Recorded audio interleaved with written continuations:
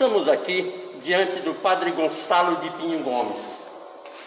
Ele está experimentando um momento especial na vida dele. 59 anos de padre. Tudo começou no dia 6 de janeiro de 1963. Muito boa noite, Padre Gonçalo. Boa noite, Chagas. Alegria estar aqui com você. Você foi meu aluno, não foi? Acompanho sempre as suas mensagens, seu trabalho de comunicação através do seu Facebook, vez por outro escuto, acompanho, vejo. E um dia desse você estava lá na igreja, ali, a igreja do Coração de Jesus, ali no município de Santana, que está sendo restaurada. Você fez uma longa entrevista, participei e acompanhei tudo. As suas origens, Padre Gonçalo? Minhas origens, eu sou de Poranga, né? Poranga era município hoje, mas era distrito de Ipueiras, é paróquia, município. Lá eu nasci e lá vivi até 8 anos, 9. Depois vim para Ipueiras, depois de Ipueiras eu vim morar em Ipueiras. Aí foi o tempo que eu vim para o seminário. Tudo na vida da gente é preciso que a gente queira e que Deus permita. Como foi que nasceu esse desejo de ser padre? Hein? Bom, a vocação, ela tem muitos caminhos chamados de Deus, são diferentes, né? Alguns desde pequenininho já vêm com esse desejo, né? Entendeu? Eu não posso dizer que já vinha desde pequeno, né? Mas a minha vocação foi uma coisa muito normal, um ato muito normal. Eu penso mesmo que nasceu assim de uma maneira mais profunda depois que eu entrei no seminário. Eu era coroinha naquela época, a gente chamava acólito, e então eu era um aluno de catequese daquele tempo. Não era um menino ruim, não, era um menino bom, né? Tinha minhas peripécias de criança, de adolescente, mas frequentava a igreja, minha família era religiosa. E o certo é que a minha mãe disse: você vai para o seminário. Eu disse: certo, está bem, ótimo. Mas não fui eu que pedi para ir, né? Ela que sugeriu, né? Então isso é um chamamento, Deus chama através dos pais, né? E eu vim para o seminário, eu cheguei aqui no dia 8 de fevereiro de 1950. E assim entrei no seminário e fui levando a minha vida de seminarista aqui em Sobral. Terminei todo o ensino, hoje que a gente chama de ensino fundamental e médio, naquela época era ginásio científico, né? Humanidades. Aqui eu terminei todo o meu seminário, chamado Seminário Menor, naquela época. O senhor teve uma passagem marcante aqui na Catedral, na Igreja da Sé. Quantos anos como pároco? Bom, precisamente assim, 36 anos, né? Mas não fui o mais antigo, né? Penso que o segundo, que demorou mais, esse antigo não, que demorou mais, teve mais tempo. Foi o seu Domingo, a quem eu sucedi, mas depois fui eu. O seu ministério, como todos nós sabemos, foi longo aqui na Catedral. O senhor guarda muitas lembranças boas aqui da Catedral, hein? Sim, muitas vezes, muitas lembranças boas. A bondade do povo, o acolhimento, né? O apoio, viu? Tudo isso eu recordo com muita lembrança, muita saudade, digo melhor. O senhor sempre aliou a vocação com a profissão, sacerdócio com o magistério. Como é que você vê essa história do senhor ter uma dedicação exclusiva ao sacerdócio? Nós padres somos chamados para termos uma dedicação exclusiva, né? Mas as circunstâncias, às vezes, acontecem assim, os fatos, né? Na minha época, eu desejei, como outros colegas desejavam também, a gente tinha muita aproximação da educação, né?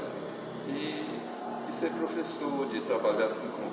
E eu digo com toda sinceridade, meu tempo de professor, embora seja uma profissão, mas eu considerei o magistério, como se diz, uma vocação lá no colégio onde eu ensinei sobretudo. Inclusive foi meu professor, guardou as lembranças, aprendi muito. Eu ensinei 31 anos no colégio estadual. Eu só dava um expediente. E também dei aula na faculdade. Na faculdade menos, mas no colégio estadual eu tenho certeza que eu fiz um trabalho de evangelização. Com certeza. E não é vaidade nem nada, mas era a minha missão, eu achava que devia fazer, eu estava diante da juventude. Então me recolhia da aula de religião expressamente, embora que naquela época a gente tivesse muito acesso. Mas eu fazia assim de uma maneira que podia orientar os jovens, né? Eu mandava fazer redação sobre os valores humanos, justiça, paz, amor. E então eles iam estudando e nisso a gente ia evangelizando de uma maneira que ninguém percebia, né? Então eu creio que fiz isso. E depois procurei dar com muita honestidade aulas, você é testemunha disso, era muito exigente com meus alunos. Às vezes eles até achavam que eu era muito rigoroso, uns tinham até receio mesmo. Mas hoje eu me encontro com muitos que me agradecem, me abraçam, como fazem com os outros professores também, né? Então isso gratifica a gente. Então o padre não é para ter profissão novamente. O padre tem uma missão exclusiva, né? Normalmente a gente deve se consagrar à igreja. E a igreja, através das diversas comunidades, das paróquias, o povo colabora para a sustentação do seu padre, né? De maneira que o certo é mesmo que cada padre faça dedicação exclusiva à sua igreja e não exerça profissão nenhuma. Mas, em certos momentos, pode ser. Às vezes, por exemplo, o padre Mona foi um médico. E, às vezes, uma profissão ajuda muito, psicologia, entende? Você pode ajudar muito no ministério, né? Nós temos alguns padres que fazem psicologia, já fizeram, né?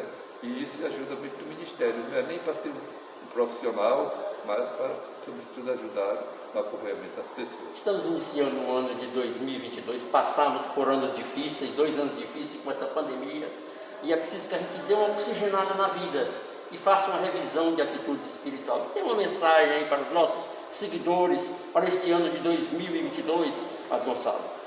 Eu penso que as pessoas, durante a pandemia, devem ter refletido seriamente sobre o sentido da vida, né? O ser humano foi criado por Deus para viver e viver sempre. Nós que temos fé ensinamos essa verdade. Então a gente precisa acreditar na vida e na vida eterna, porque essa é a minha reflexão de católico, de cristão, né? Mas se a gente não acreditar na vida eterna, não acreditar em Deus, a vida aqui neste mundo, para quem não tem, eu não sei como é que a pessoa sem fé, quer dizer, se comporta diante, por exemplo, da morte de uma pessoa amiga. Deve ser uma tristeza abalada, a pessoa pode até desesperar.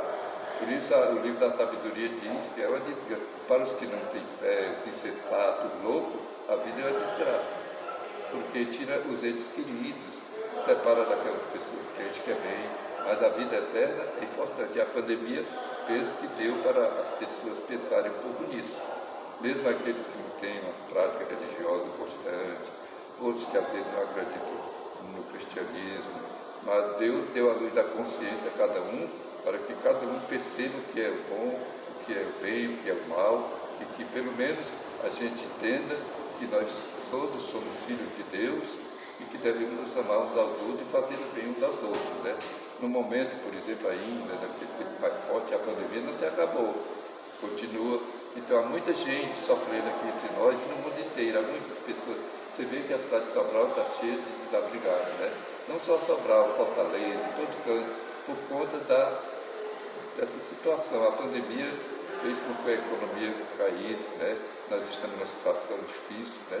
É preciso que as autoridades, aqueles que dirigem o país, que os governadores, presidentes, deputados, vereadores, prefeitos, quer dizer, vejam isso com muita mais certeza, se unam para poder levantar a economia do país assim, para que o povo possa viver de uma maneira mais digna. Né?